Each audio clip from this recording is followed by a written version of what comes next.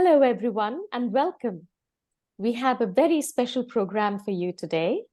We are delighted to be speaking with our viewers on World Mental Health Day. The World Health Organization, WHO, states that mental health is a universal human right. It's a basic human right for all people, and everyone has the right to access quality mental health care. On this special day, I'm incredibly privileged to be in the company of stalwarts of mental well-being. We have with us Healthy Mind Online's three esteemed specialists. We have with us today Dr. Vijaya Banu, who is a veteran and skilled at providing support and guidance. Using her knowledge and expertise in organizational behavior, organizational development, and industrial psychology, she designs and conducts various counseling and training programs and helps her clients to reach their maximum potential and function effectively in different roles in life. Welcome, Dr. Vijaya. Thank you. Joining us also is Dr. Smita Ghosh. She's passionate about the human mind and emotions and has been practicing as a happiness navigator. She has a PhD, has been a behavioral counselor for more than 15 years, and has been a psychologist, trainer, healer, researcher, and hypnotherapist. Dr. Ghosh has received the national level award for Best Counselor by Indian School Psychology Association. Welcome, Dr. Ghosh. Thank you so much. On our panel, we also have Sumita Mendiratta. Sumita is an accomplished psychologist and counselor with 20 years of rich experience in analyzing complex psychological states and developing customized treatment plans. She provides mental health services to a diversified population of adults, helping in various emotional and behavioral issues related to anxiety, stress, and traumas, and more. Welcome, Sumita. Thank you so much. So today we shall talk about an area that forms the very basic fabric of our society, our connection with people, our relationships. Relationships are one of the most important aspects of our lives. People who are more socially connected to family, friends, or their community are happier, physically healthier, and live longer with fewer mental health problems than people who are less well connected. So how can we ensure our relationships are healthy? Let's ask our specialists. So when we talk about relationships, often we hear about work-life balance. In order to maintain work-life balance, I think relationships with colleagues is very important, as we spend at least 7 to 8 hours with them. So, Dr. Vijaya, may I ask, can you please throw light on this aspect? Yes, as you said, work-life balance is very important, and people don't actually understand that it affects our mental well-being, because of late only we are talking more about the mental well-being. Otherwise, we are least bothered about our mental well-being. So directly or indirectly, my relationship with my colleagues, because every day as I get up, I have to go to office. The very thought should not bother me that, oh my God, I should go and meet this particular person, whether it could be a boss or it could be a colleague or it could be a subordinate or those who are working under me. So for which to maintain a better relationship, the first very important thing is an open and honest communication.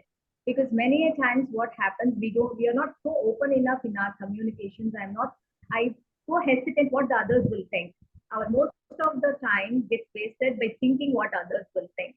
See, I have to be open enough to talk about. So the first important thing to maintain any relationship, irrespective of whether it's work or in the family or any society, open and honest communication. That's more important. And empathize. We need to put, like, for me, I have certain pain, so I should be able to empathize. The same pain will be undergone by others also. So many times people feel that why they are not understanding my situation. conversation. So empathize is another important aspect for maintaining a better relationship, and being positive. Always try to be optimistic. It is not that things will never change. So optimistic mindset, probably it will help you to have a better relationship. And more than that, love. Love everyone, irrespective of it is there in our culture also, right? Even with we love plants, animals. So why can't we love the person who is next to you unconditionally? So that unconditional love will help us to maintain a better relationship. Oh, fantastic. Thank you. Those are some wonderful tips to build wonderful relationships with our colleagues. Sumita, Dr. Ghosh, do you want to add anything to this? I would like to add only one thing. As Dr. Vijay Bhanu, I also said, don't have any perceptions about your colleague, which normally happens in any organization. Always remember there is a thin line which one should not cross. Second, stop gossiping about your colleagues. That really hampers the communication, because what happens if somebody has said something about someone that still goes on in your mind, Right. and that person will also have a wrong perception or wrong image about that person. Right. So Right. respect that thin line, and automatically you will balance your work-life balance, which will happen. Always have that thing. Don't try to look for best friends or worst enemies in your office. Well said. Thank you. So I would just like to add that, when we talk about work-life balance, so we know we are going there for a purpose. So I would say stay focused on what is your story. When you enter your workplace, so if you are just focused on yourself first, and you are, working on like the tips Dr. Vijabanu discussed, that, stay positive, love. So if you are focused on your objective, on your goal of going to that place, and then I'm sure you're connecting the way you want to connect, and you are able to, connect, love people unconditionally and stay positive, and then automatically that will start affecting your work life balance. So just stay focused on what you're doing. Thank you. Thank you. Wonderful answers, wonderful tips. All right. So there's certainly a lot we can do to build and maintain wonderful relationships with colleagues. But then relationships at home. I'm going to ask Dr. Smita, what about relationships between parents and children? What role does effective communication play in fostering a positive relationship with children? And how can parents improve their communication skills? Just like a human mind, communication is the most complicated one. Even though each and every human being, communication is their weapon to talk about their needs, to talk about their views, to talk about their anger, everything. So communication is that one tool which is used. But one question which I want each one of you to think, do we really understand what communication is? For example, every interaction that you have with your child is a form of communication. It's just not about the words that you say, but the tone of your voice, the look in your eyes, and the hugs and the love that you convey. Each one of this is communication. The way you communicate with your child, that will not only teach how to communicate with others, but it will also help them shaping their emotional development. That will also help them build their relationship later in life. Wow. So, for example, what are verbal communication? Verbal communication is What is the pitch or tone of your voice when you talk? The words you say or the dialect that you're using. Do we use the right words or kind words for that matter? Hmm. Non-verbal communication, our facial expressions, our eye contact, the personal space or our hand gestures or our physical touch. Is there when we talk? And as far as we never listen. As this is one example that we gave, God has given us 2 ears so that we listen more and talk less. So the question is, are you listening to answer or are you listening to understand? Hmm. Because when you listen to understand, you will wait, pause, and then answer. And if you're going to listen to answer, then you will cut short the other person Hmm. and you will speak because you just want to say your viewpoint. So you're not listening, you just want to attack. So that is the difference. And the most important when it comes to children, be with them, communicate with them when they are at their worst. Be with them. Be with them when they are feeling low. Communicate with them when they are feeling frustrated. Communicate with them when they are feeling jealous. And with kindness. Hmm.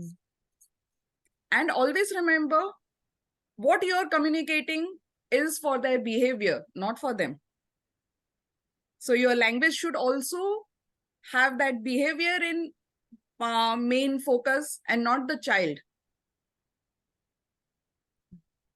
So that is what I can talk about communication with child. Listen more, talk less.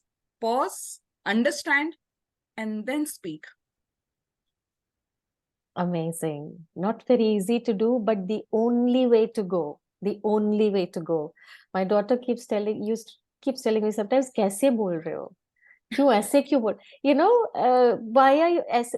And I sometimes I'm caught off guard कि मैं क्या बोल रही हूँ? So probably, like you said, it's the expression, the tone of voice, so Yes. and kind words, right? And most importantly, we praise our children in front of others, not in front of children. We only complain. You have not done this properly, you should have done this, you should have done that. When they do something good, we Hmm. praise in front of our friends. Friends ko bolte ki, you know, my child has done this. Have you tried to do the same thing with the child in presence? Because they know only one part of you as a parent, which is the complaining part. Hmm. Hmm. So they will always feel the communication which they have received. Okay, my mom and dad only complains about me. They don't have Oh, anything good to say about me. that's a shame. Yeah. So must be changed. What do Yes. you think, specialists, Sumita, Dr. Vijaya?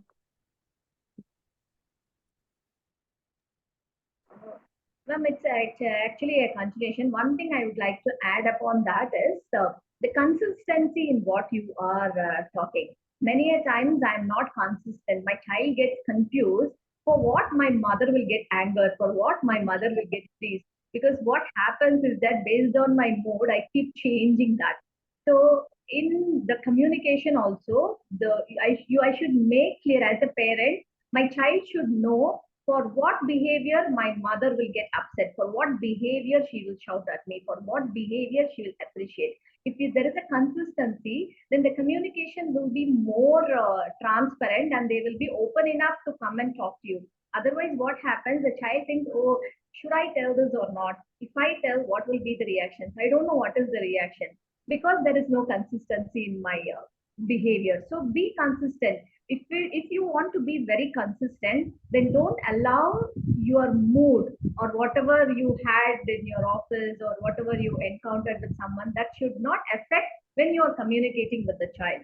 That's a main problem, because I just I displace, you always displace with the people Oh, is lesser than us, right? So most of the time, as a mother, it is our children. So make sure that that doesn't happen. Then automatically that consistency will come. The transparency will increase. you're That's so my right. view. You're so right. Thank you. So I would just like to add, like you mentioned, Geeta, that your daughter, tells you, like, how are you saying? So I कैसे would बोल say रहे that हो? as a parent, are we allowing our children to, you know, at least comment on our behavior? Do you as a parent give that permission to your child? And I would say that that can be only built when your child and you have that rapport. You give permission to your child that yes, I can be wrong sometimes. I'm allowed to be wrong as an adult, as a parent.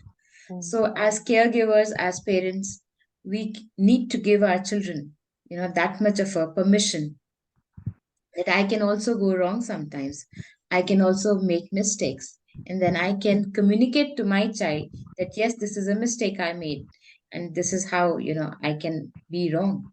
yeah. There's no harm because they, as the children always observe your parents as they are the people who never do any mistakes. I never. Also, share your stories of your childhood to your child. Oh, I think that's very motivating for your child to listen to those stories and understand that yes, my mom or my dad was once a child and they did some things which we are doing or which we are not doing.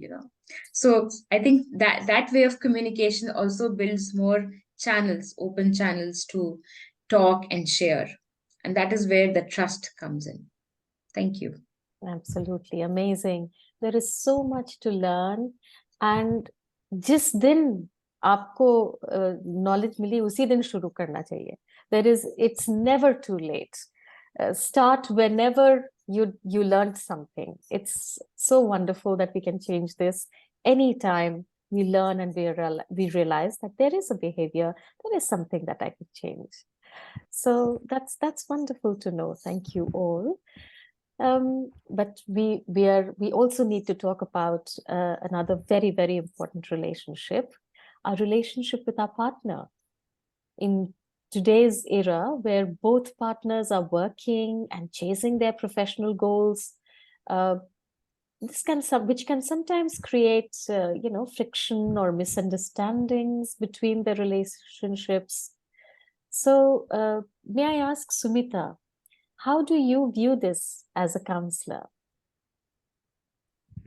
I would say this is one of the very important criteria of a relationship where when people connect and when they get married or even if they are partners, and then the professional and the personal life, it's like how to maintain this balance. And if they have been maintaining, some kind of misunderstanding does come in. So first thing I would say, you are an individual, like like I, me, myself. So first think about yourself as a person, as an individual, before you start thinking about the other person. So do something for yourself, because our brain understands only action. We can think so much, we can just keep on, the thoughts can just run from one end to the other, but unless and until we do an action about that thing, it will not make any difference to us. So very important that you start making that action for yourself to be happy, because what ultimately we are looking for is making our partner happy or making the relationship be positive. So if you yourself are not happy, how can you give that happiness to the other person? So very important is, whosoever it is, the first is like think about yourself, and think about yourself and then turn that into action. One small thing which you do for yourself in those 24 hours, take out 10 minutes, 15 minutes, 20 minutes, whatever time you get, but just do it for yourself, not for anybody else. So that is the first thing I would say. Second thing, when it comes to the partner, start creating again that time. Take out that time for an activity. It could be as simple as going for a walk for 10 minutes. Again, do it as an action form. not just thinking about it, oh, I want to do something for you, or I'm not able to, just criticizing yourself or just thinking about it. Whatever time you get, even if those 10 minutes, you are doing something together as an activity, as an hobby. It could be like you both are interested to do something like gardening or swimming, just do that action thing. Because when you are doing that action, automatically your brain is giving you those happy hormones, and that connectivity is being formed, that rapport is being built. You don't have to do anything else. It's just that you're doing something together. That togetherness is coming in. And last but not the least, communicate your emotions. So, like Dr. Smita said, you have 2 ears to listen. So Ah, listen and share both ways, And I would say be respondent and not reactant to any of the emotions being shared by your partner or vice versa. And, just be more like a thermostat in a relationship and not a thermometer. If you are a thermostat, you can regulate the environment, the emotions, you can regulate yours and the other person's also. But if you're like a thermometer, you're just going up and down, up and down. So, that's not working.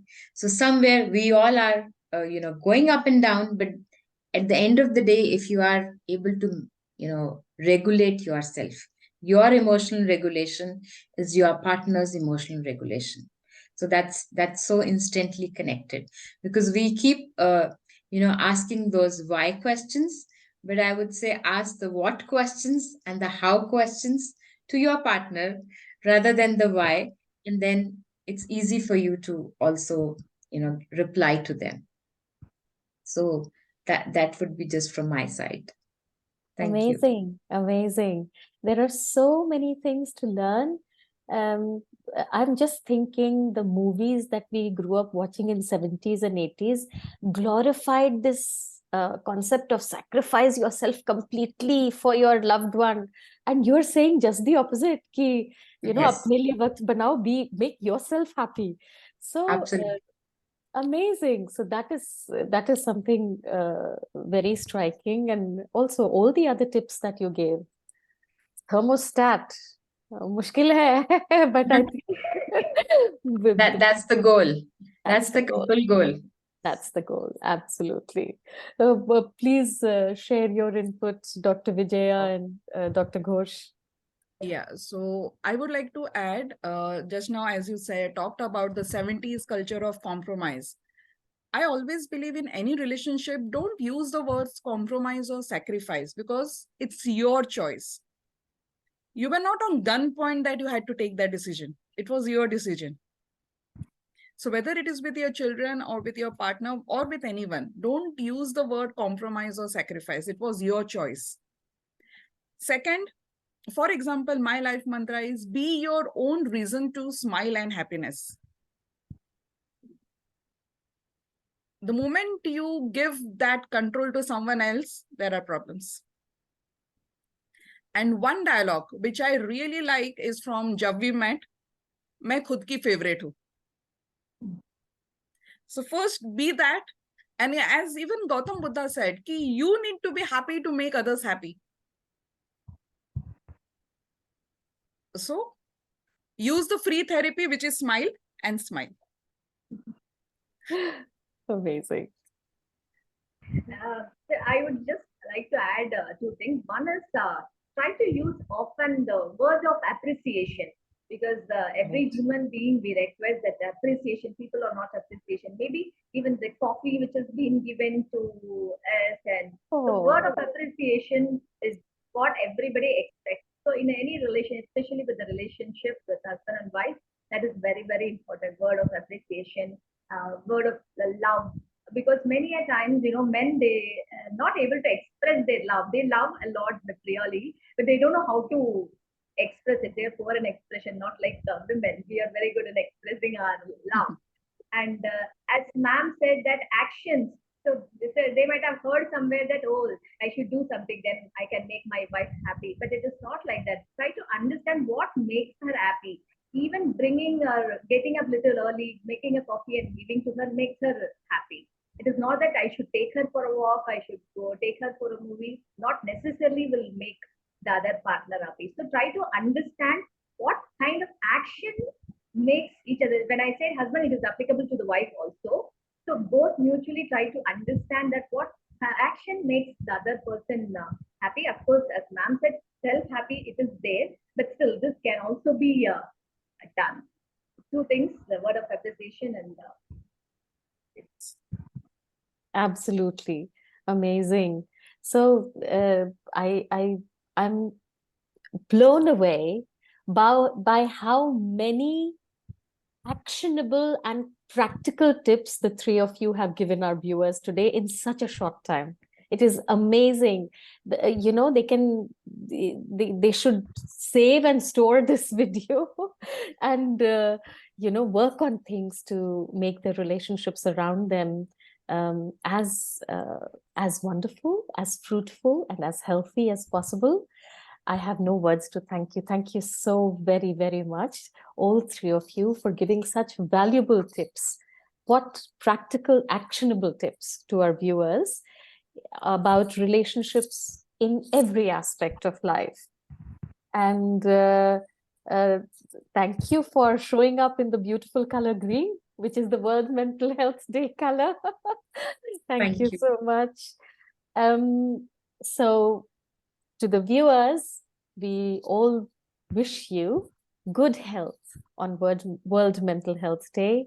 Please continue to make mental well-being your priority.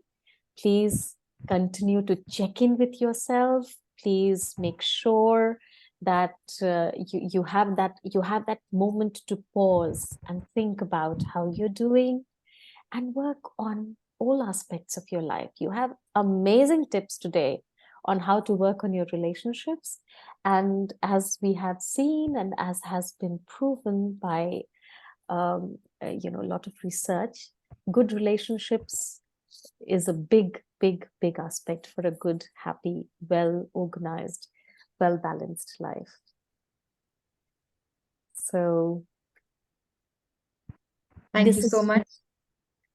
Thank you so much. So at the end, I will only like to add, take care of your mental health, because a healthy mind is very important for a healthy body. Absolutely. Absolutely. And of I course, would vice say, versa also.